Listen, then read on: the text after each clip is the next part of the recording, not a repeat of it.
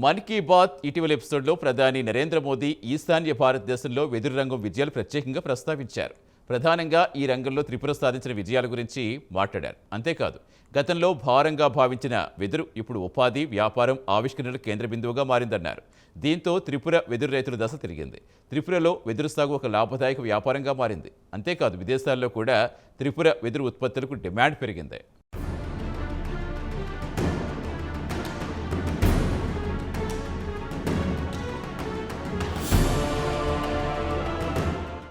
త్రిపుర వెదురు ఉత్పత్తులకు ఇటీవల దశ తిరిగింది. ఇందుకు ప్రధాన కారణం ప్రధాని మోదీ అంటారు వెదురు ఉత్పత్తిదారులు. ఇటీవల మన్ కీ బాత్ కార్యక్రమంలో త్రిపుర వెదురు ఉత్పత్తుల గురించి ప్రధాని ప్రస్తావించారు. దీంతో అప్పటి వరకు త్రిపురకే పరిమితమైన వెదురు ఉత్పత్తుల గొప్పదనం ప్రధాని మోదీ పుణ్యాన దేశమంతా తెలిసింది.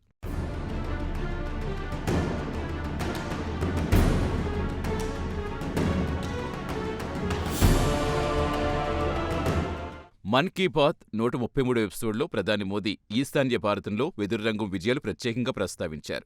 ఒకప్పుడు భారంగా భావించిన వెదురు ఇప్పుడు ఉపాధి, వ్యాపారం, ఆవిష్కరణల కేంద్ర బిందువుగా మారిందని తెలిపారు. అంతేకాదు, బ్రిటిష్ కాలం నాటి చట్టాల ప్రకారం వెదురును చెట్టుగా పరిగణించడంతో రవాణాపై కఠిన నిబంధనలుండేవని, దీంతో వెదురు ఆధారిత వ్యాపారాలు క్షీణించాయని ప్రధాని వివరించారు. 2017లో కేంద్ర సర్కార్ వెదురును చెట్ల జాబితాని తొలగించడంతో ఈ రంగానికి కొత్త ఊపిరి లభించిందని వివరించారు.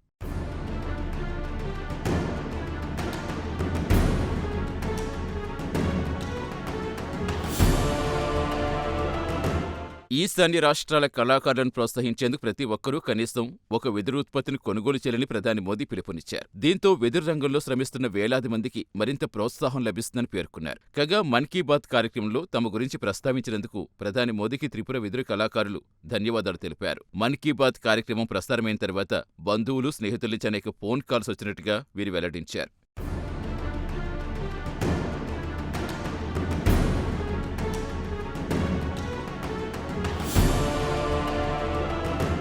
కాగా త్రిపుర వ్యాపారంలో ప్రస్తుతం వెదురు ఉత్పత్తులు కీలకంగా మారాయి. తమ వ్యాపార అభివృద్ధిలో త్రిపుర బ్యాంబూ మిషన్ కీలకంగా మారిందని వీరు పేర్కొన్నారు. ప్రస్తుతం తన యూనిట్లో రోజు 15 నుంచి 20 మంది మహిళలు పనిచేస్తారని, వారు నెలకు 7,000 రూపాయల వరకు ఆదాయం పొందుతున్నారని ప్రముఖ వెదురు వ్యాపారి ప్రదీప్ చక్రవర్తి తెలిపారు. వెదురుతో బ్యాగులు, జ్యువెలరీ బాక్సులు, ఫోటో ఫ్రేములు సహా 150 నుంచి 200 రకాల ఉత్పత్తులు తయారు చేస్తున్నట్టుగా ప్రదీప్ వెల్లడించారు.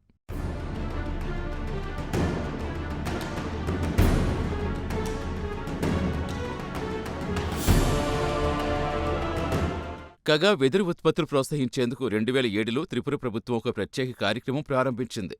అదే త్రిపుర బ్యాంబూ మిషన్. దీని ద్వారా వెదురు సాగు, హస్తకళలు, అగరబత్తుల తయారీ, పారిశ్రామిక వినియోగం వంటి రంగాల అభివృద్ధి కృషి చేస్తోంది. ఈ మిషన్ ద్వారా ఉపాధి అవకాశాలు, ఆదాయ వనరులు గణనీయంగా పెరిగినట్టుగా అధికారులు తెలిపారు. కాగా ప్రదీప్ తల్లి కూడా ప్రధాని ప్రశంసలపై ఆనందం వ్యక్తం చేశారు.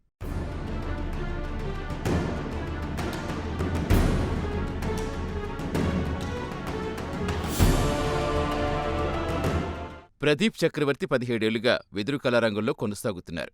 తన తల్లి ప్రేరణతో ఈ రంగంలోకొచ్చారు. ప్రస్తుతం ఆయన సంస్థలో 15 నుంచి 20 మంది ఉపాధి పొందుతూ వివిధ వెదురు ఉత్పత్తులు తయారు చేస్తున్నారు. అంతేకాదు, వెదురు పంటలకు అనేక ప్రత్యేకతలున్నాయి. వెదురు పంటకు వ్యాధులు కాని, తెగుళ్లు కాని రావు. క్రిమి సంహారక మందులు పిచికారీ చేయాల్సిన అవసరం లేదు. దీర్ఘకాలిక పంటగా నమ్మకమైన లాభాలొస్తాయి. ఈ నేపథ్యంలో త్రిపురలో రైతులు వెదురు పంటను ఎక్కువగా సాగు చేయడం మొదలుపెట్టారు. కేవలం సాగు చేయటమే కాదు, వెదురుతో రకరకాల వస్తువులు తయారు చేయటం ప్రారంభించారు. ప్రధానంగా విసనకర్రలు, బెంచీలు, కుర్చీలు, బుట్టలు, జల్లెడ, చాట, చెంచాలు ఇందులో ఉన్నాయి. ఈ వెదురుకు మంచి డిమాండ్ ఉంది. టన్ను ధర 3,000 రూపాయల నుంచి 4,000 వరకు పలుకుతోంది. ఏది ఏమైనా వెదురు ఉత్పత్తులతో త్రిపుర ఘనకీర్తిని చాటుతున్నారు కళాకారులు.